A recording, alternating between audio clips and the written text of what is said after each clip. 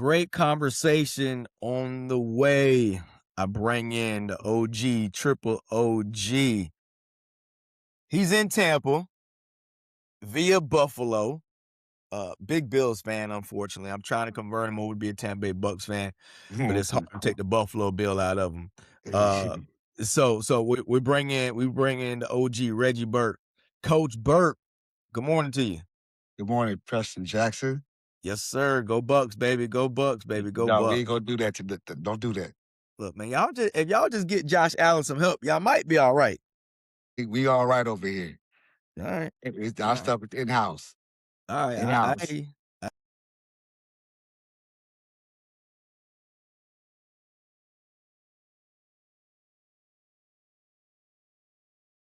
I say that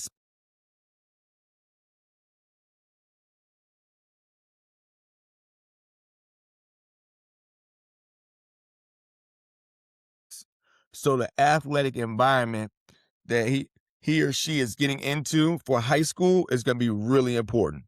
Middle school is kind of that transition stage. They're playing middle school sports, right? They may get a good coach, they may not, but they're also playing travel ball. They might have a solid travel ball coach, they may not.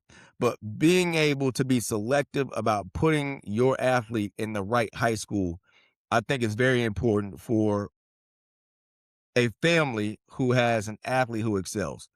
So tell me, just talk me through it. What do you look for when it's time to transition from 7th, 8th grade from middle school into that 9th grade, 10th grade year in high school? What are you looking for? All right. And I want to speak from a parent perspective, not a scout, but a parent perspective. And I say that because it's a decision that's gonna be made by the family. I was the first thing I would suggest is get a couple of schools that the parent and the son who's he can intervene a little bit who you may like, right? And I will go to some games. I will go to some games, and I'll instead of watching the game, I'm watching the coach and the coaching staff, how to intervene with their kids, how the kids intervene and respect them, how the kids act on the bench. Means a lot. How they act, uh, do they respond to the coach means a lot. And Mhm. that's the first thing I would do. And that's the work prior before I even go to school. You know, and after that, it's more so I think. And I think Pete, we touch upon this all the time. Like, I have to find the right fit. And the right fit depends on my kid.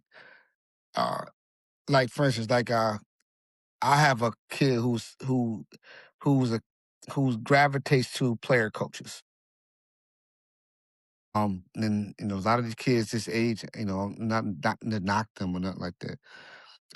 That stern coaching they don't respond to as well. They don't like to get coached hard. Like, it's not like before how we a lot of the times was. So I gotta find the right personality for the most part for my kid, Okay. you know. And I would suggest that to a lot of parents, research the coach first. Is he a players type coach, or is he like a more of a hard nosed stern type coach? And then here's the next thing. For your son, if he's like like you say, high athletic type, excel talent type kid, you gotta find a what school gonna give you the right lane for exposure and learning. How does he fit? Or is it just going to a school or coach? He's not really worried about that. He may be worried about his wins. He may, has he had a track record of putting high level kids into school? Do he know how to deal with high level talent? So that means a lot too. So, in a nutshell, like I said, the research is a key, and it's got to be done prior, not when you about to go. Maybe the year prior, you can go watch some games with some teams and get some um, good intel. What in your experience, if you got a good story to match, let me know. But in your experience, how heavy is the high school coach's recruitment of the middle school athletes? Repeat that one more time. how heavy, how much do middle school athletes get recruited by high school coaches? A All right. lot. So the R word is obviously it's a bad one in the state of And so Florida. and that's You're why not allowed to it's recruit. But not allowed to recruit. it happens, right? It happens, Yeah. right? You get high school coaches will straight out talk to kids and their families when they're middle schoolers. They'll send word through other people to get at kids. Hey, they'll invite them in to certain shoot arounds or whatever the case may be. How much does that happen in your experience? What have you seen? What have you heard of that type of environment where they're actively recruiting middle schoolers to get to their high school? It happens all the time. Okay. You go to games, you see coaches at middle school games, or you see representatives from like travel teams. It happens all the time. Hmm. I mean, where doesn't it happen? Uh, Do you listen to it if you're a parent? Like, yo, your son's a baller. He's a really good you middle school gotta. I mean, basketball player. Like, you enter, you gotta how entertain it. much do you entertain it? You gotta entertain it. Uh, Why? I mean, I'll entertain it. Just at least I also get to know like where my kid kind of stand. Okay. It's either like nobody talking to you or somebody's talking to you. Okay. It goes with the territory. You know, um, it's sometimes okay. I get a chance. Okay, this guy done reached out to me. Let's check him out. Now I put you on a pinpointed situation. Now let me go see who's he about, what they about. Okay. But Okay. you just speed set it yourself up top. So that's good. And I can ask other yeah, that's another thing. Like ask other people that you may know, some of your friends about the school and see what they say. Mm-hmm. You know.